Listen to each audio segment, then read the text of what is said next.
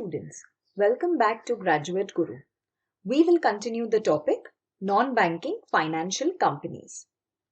In the last session, we had started discussing about accounting for investments for the NBFCs. So let's go ahead with that and we'll do some sums based on that today. So what had we discussed last time was that what are the details about the investments? How, when we buy the investments, we have to decide whether they will be current investments or long-term investments, correct? So now over here, what are we looking at? In case I want to transfer the investments from one category to the other, that is, when I purchased, I thought it will be current investments, but later on I realized that I wanted them as long-term investments. In that case, what do we have to? In that case, what is it that we have to consider? So accounting for investments for NBFCs, transfer of investments from current to long-term, right? So first thing is that the transfer has to be done scrip-wise. What is a scrip? When I talk about investments, basically a particular company's shares. Like say if I have purchased 3 companies' shares, A Limited, B Limited and C Limited. Then each such company's shares, that is A Limited shares are called one scrip, B Limited shares are called another scrip, C Limited shares are called another scrip. So each investment in any particular company or particular avenue will be considered as a scrip. So my transfer has to be done as per scrip and not in total. So I cannot say that ये सारे जो equity shares है वो सारे current से long term करने हैं. So I will not do the transfer on the totals. I will have to see within my equity shares classification what are the different companies of which I have the shares, and accordingly for each company's shares I will do the transfer individually. Then value of transfer will be lower of book value or market value for each scrip. So on the day we are doing the transfer, we will obviously have a book value of our investment. Plus we will have to find out the market value of the investment on that day. And for each scrip, like I said, A Limited, B Limited, C Limited, for each scrip, I will have to do the comparison, book value and market value.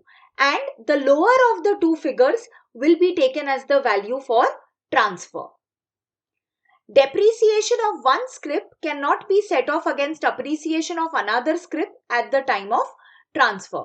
So in case that say A Limited's shares market value is less, so I am suffering a loss. But in case of B Limited's shares, there is an increase in the market value, so I am suffering a profit. Maybe the amounts are the same, say 5,000 and 5,000. So the company cannot set off that profit against the loss. They will have to show the A Limited scrip at market value, okay, and the B Limited scrip will be at the book value only. And individual scrip wise, you will have to do the calculation. You cannot set off the depreciation and appreciation against each other. Now let us do a sum based on this. So question number 12. Shreya Limited, an NBFC, held the following investments as current investments. However, now it wishes to transfer these to the long-term investment category. So this is a sum about transfer of investments from current to long-term. The transfer has been approved by the board. Calculate the amount at which these investments will be transferred. So here they have given us a list of the scrips. We have the book value and the market value, of course in lakhs. And we will have to decide about the transfer. And they've also said the company feels that it can aggregate the book values and market values of all the above investments. What is aggregate? Take a total. So the company feels that they can take a total of this entire book value column and market value column and then choose the lower of those two column totals and then do the transfer. But no, that is not allowed. What have we learnt? that the transfer has to be scrip wise. So for every scrip, that is equity shares of Reliance is one scrip, equity shares of Birla Telecom is one scrip, and so on. So for each scrip, we are going to do a comparison of the book value and the market value and then calculate our value for the purpose of transfer.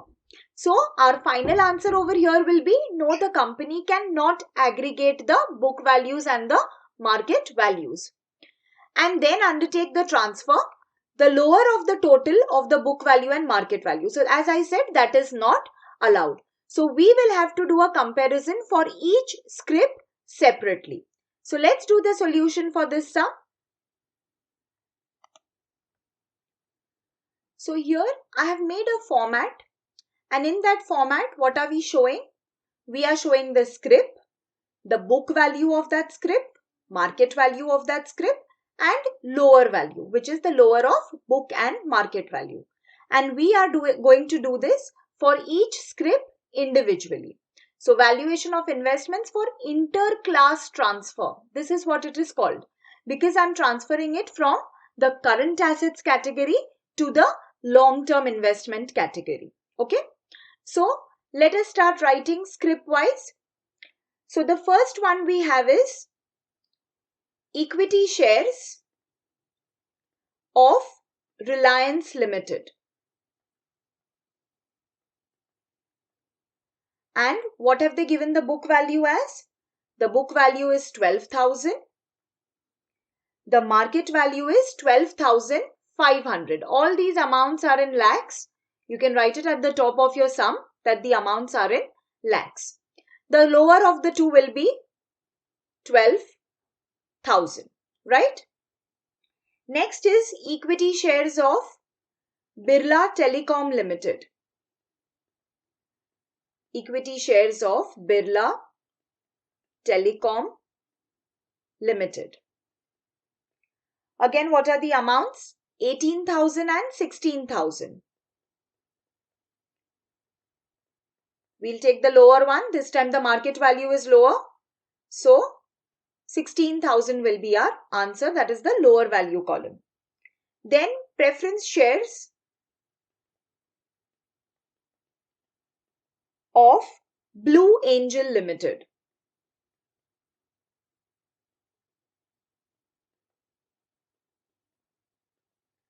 And the amounts are 6,000 for both. That is book value as well as market value. Both are 6,000. So 6,000 will go in our outer column. Continuing further, we have debentures of Greta Limited. So we'll write debentures of Greta Limited. And what are the values? The values are 8,500 and 9,000. Again, we'll take the lower of the two. That is 8,500. And finally, we have debentures of Tata Limited.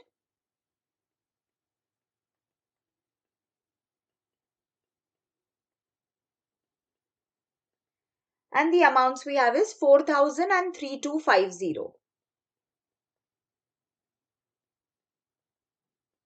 The lower of the two will be 3,250. So, this is how you will value your investments for inter-class transfer. Okay. So, you may take the total and this total will become our total long-term investments which will be shown in the balance sheet of the NBFC.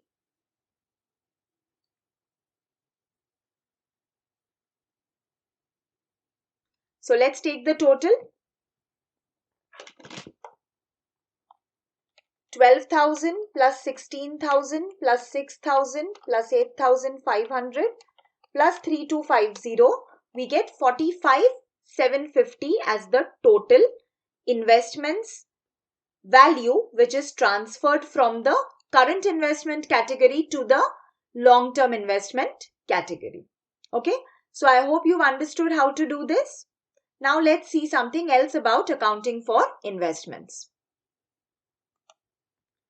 Now I have made a table for your easy understanding as to how to value investments. So at the end of every year, that is on 31st March of every year, the NBFCs have to value their investments using these rules. Okay, so let's just see how these rules are done. So first is for quoted current investments. What are quoted current investments? First of all, they are current investments, that is short-term investments, and they are quoted on the stock exchange. So if your current investments are quoted, then the value will be lower of cost or market value. Okay, aggregated as per categories. Now what are the categories? In current investments, you have to show different categories like equity shares, preference shares, debentures, bonds, government securities, etc. See, I've listed the categories for you over here. Equity shares, preference shares, debentures and bonds, government securities, mutual fund units, etc. So each type of investment becomes a category. And now, when we are valuing investments on 31st March, we can take a total of each category. So in transfer, what did we see? We were comparing the book value and market value for each scrip. But for valuation on the end of the year, that is on 31st March, you don't have to take the book value and market value for each scrip. What we will do is, all the possible equity shares that the company holds, we will take a total of that book value, and all the possible and we'll also take the total of the market value and compare the totals, not the individual scrips. Okay, so when we compare the cost and the market value total, whichever total is less, that will become the value of our investments. But which investments? Current investments, and that also which are quoted on the stock exchange. Here they have said depreciation due to reduced market price can be adjusted within a category. Because we are doing the comparison of the totals, automatically the depreciation and appreciation within the particular category, like within equity shares or within preference shares, gets adjusted against each other. Then if our equity shares are unquoted, then what? You take the lower of cost or breakup value. We had already discussed what is breakup value in the last session. Breakup value you can find out by using the balance sheet of the company in which you have invested. So say I have invested in equity shares of ABC Limited, and ABC Limited is a company which is not quoted on the stock exchange. So then I will use the balance sheet of ABC Limited to value my breakup value. Okay. Then if my preference shares are unquoted, in that case lower of cost or face value. Unquoted government securities, it is carrying cost. This also we had discussed in the last session. Carrying cost is the actual cost of the investment plus any interest which has accrued but has not been received. So that becomes our carrying cost. If my mutual fund investment are unquoted, then net asset value as declared by the fund. So at the end of every year, the mutual fund will declare an NAV for their fund. That is called the net asset value, and that is what you will consider for valuing your unquoted mutual fund units. Commercial paper, again carrying cost, and long-term investments, whatever the category may be. If they are long-term, then you have to value them as per accounting standard 13. Okay. So now let us do a sum based on valuation of investments at the end of the year. So let's read question number 13. Z Limited and NBFC provides the following information regarding current investments held by it on 31st March 2020. So here they have specified that all these investments are current investments. All these investments are quoted on the stock exchange. Z Limited asks you to classify and value the investments as per the guidelines for NBFCs. So all these are quoted current investments. So we simply have to compare the book value with the market value, but not script wise. We will have to do it in totals. So they have given us equity shares, preference shares, mutual fund investments, and government securities. So the amounts are given for book values and for market values. And as I said, for each category, we will list down, take the total of book values and market values, and then do the comparison. So let's take up the solution of this sum.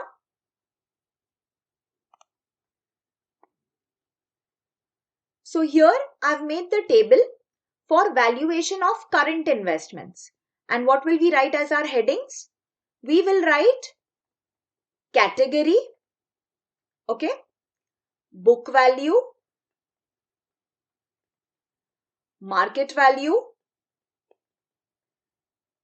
and lower, that is lower value.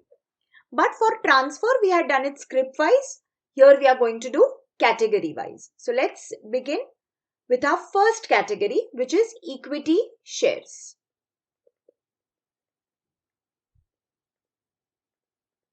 Now under equity shares, I'll list down all the companies which they have given to us. So we start with A Limited and it goes right up to F Limited. So let me first write down all the companies. A Limited, B Limited, C Limited, D Limited, E Limited, and F Limited. Now let's take the amounts. So for A Limited, again the amounts are in lakhs, which you can mention somewhere at the top of your sum. So for A Limited, the book value is 120 and the market value is 123. Now here at this point, I am not going to compare the two. I am going to write down all the book values and market values for all the companies, then take a total and then compare the total of book value with the market value. Because we are not valuing for transfer, we are valuing the current investments at the end of the year. Okay, so there our approach changes a bit. So for B Limited, it is 65 and 58. C Limited, it is 55 and 52.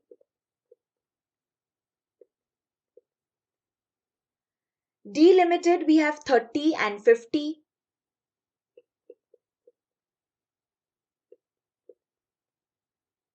E is 48 and 44.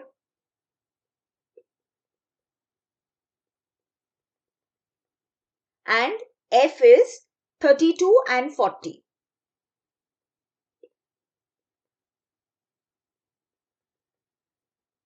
Okay. Now what am I going to do? I am going to take the totals. So I'll take the total of book value and the total of market value. So let's take our totals. 120, 65, 55, 30, 48 and 32. So our total is 350 for the book value. So let's write that down. Now let's take the total of the market value. So for market value, we have 123, 58, 52, 50, 44 and 40. The total is 367.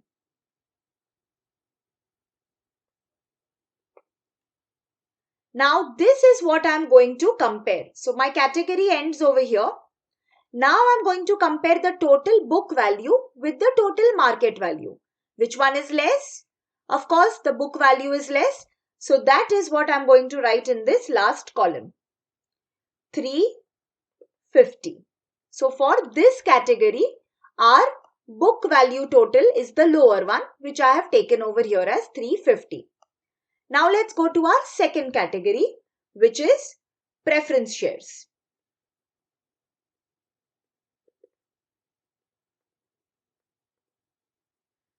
We'll underline it. And there's only one scrip in preference shares, which is of XYZ Limited. There, I'll take the book value and the market value. It is 40 each. Book value is also 40, market value is also 40. So, our lower value also becomes 40. And this was only one scrip in this category. So, this is our final answer for that particular category. Now, we go to the third category, which is mutual fund investment. So, let's write mutual funds. And there again, we have two particular mutual funds. So, we have ABC and PQR.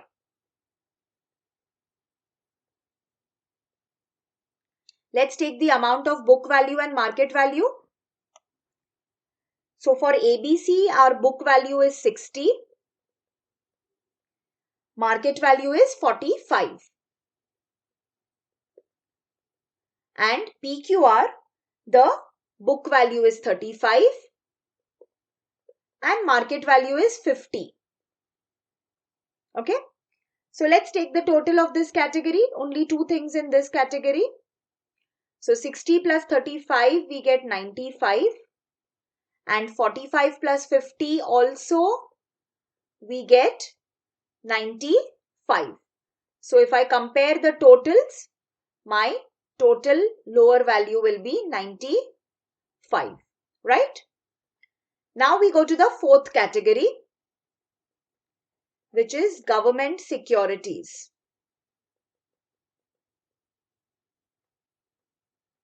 Yeah.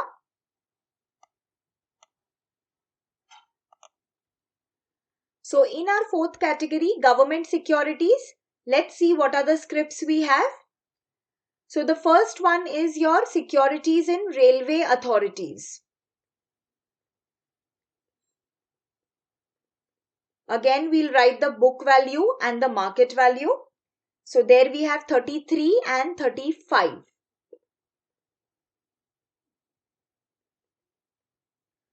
And we also have some IRDAI bonds or securities, and that is 40 and 37.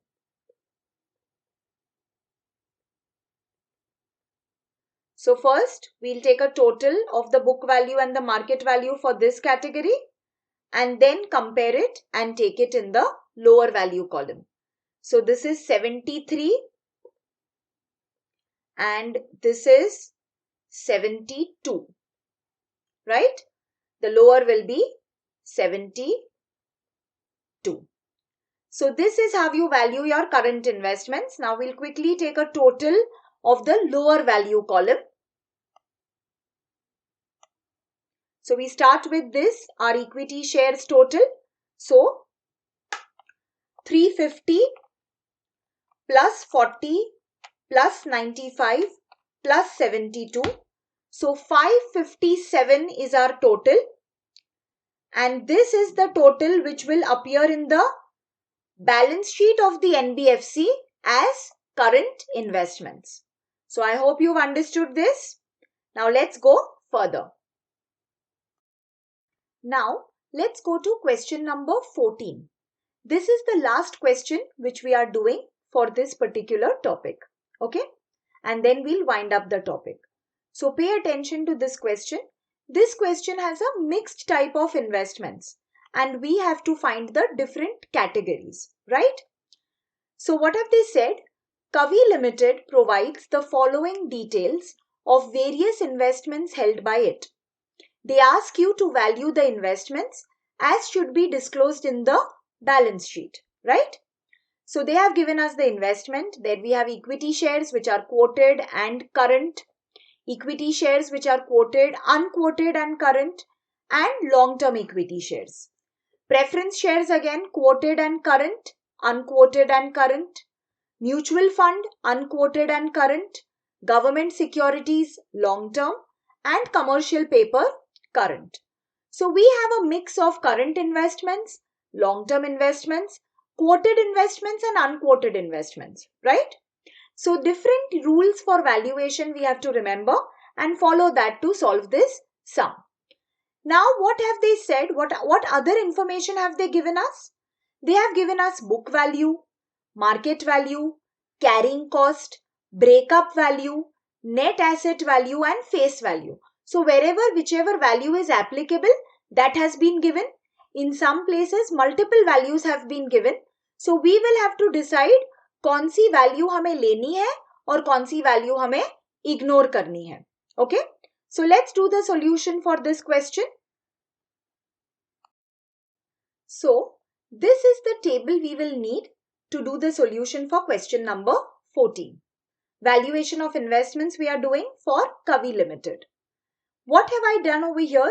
I have made 3 columns. One is category, one is the value which we will finally write, and we will give a reason for that value over here. Because it's not possible for us to write all the values that they have given. So looking at the sum, we are going to decide which value I will be using. Okay.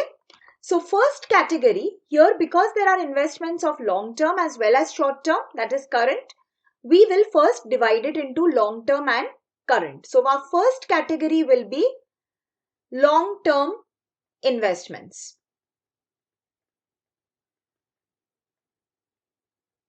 Now, if you look at your sum, there are only 2 particular investments in this category.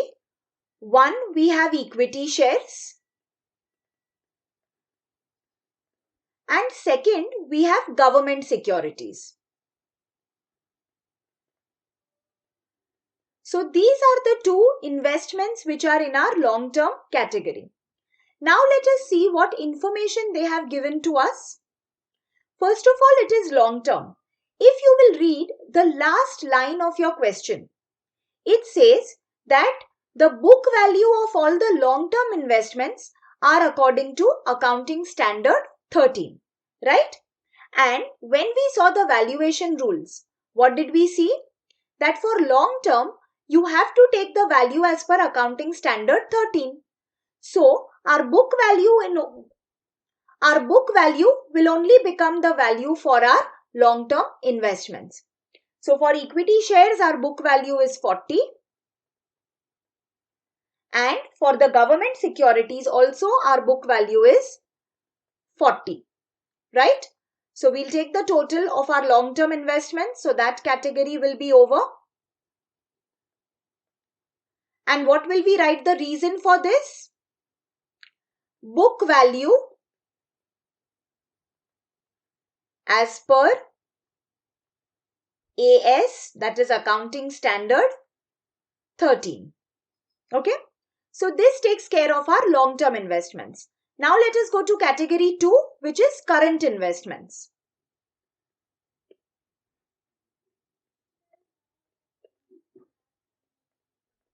So we have current investments over here. Now one by one we'll see what are the current investments that we have. So first under current investments we have quoted current investments. So let us write over there A, quoted. Which investments do we have under the quoted category? We have equity shares. So this I'll call 1. And we also have quoted preference shares. So let's write that also. Okay. Let's check if we have any other quoted investments in the sum. There are only 2 categories under quoted investments, equity and preference. Now, before we write the amounts, let us write the reason. For any quoted investments, what is the rule? Book value or market value, whichever is lower, right? So this is our rule for quoted investments. Now, if we go to the sum again, let us check what is the book value and market value given first for the equity shares. I will ignore any other value which is given to us. So for equity shares, we have a book value of 35 and a market value of 40. So I'm going to compare the two, 35 and 40. Lower will be 35. So that is what we will take over here. So that covers our equity. Now let's go to the quoted preference shares. So for quoted preference shares, we have a book value of 32 and a market value of 30. So we will take the lower of the two, which is 30, right? So this was our quoted investments, and in quoted investments, you always have to show categories. So we have equity and preference given separately, right? Now we go to the B part under the current investments, which is unquoted. Okay. Now let's see what do we have in unquoted. Number one, we have equity shares. Now what is the rule for unquoted equity shares? You have to take lower of book value or breakup value. So let us write our reason first. So in front of equity shares, I'll write down lower of book value or breakup value. And both these values are given to us. Any other value I'm going to ignore because I don't need it. So for equity shares which are unquoted, we have a book value of 50 and a breakup value of 45. So which is the lesser one? 45. So I'm going to take that over here. 45. Okay. Then we have some unquoted preference shares also. What is the rule for unquoted preference share valuation? You'll again take lower of book value, or this time it is not breakup value, it is face value. Okay. So let's go to our sum and see what is the value of unquoted preference shares. So for unquoted preference shares, we have a book value of 32 and a face value of 30. And I need only these two. I don't need the market value. So book value 32, face value 30, lower will be 30. So that is what we will take over here. Next, what do we have in the unquoted category? We have unquoted mutual funds. So let us write that down, mutual funds. And in mutual funds, I don't have to see any other value except the net asset value. So directly for unquoted mutual funds, we will always take the net asset value as our final value. So let's see what is the net asset value for unquoted mutual fund. It is 22. So that's what I'm going to write over here. And we have one more in this category, which is commercial paper.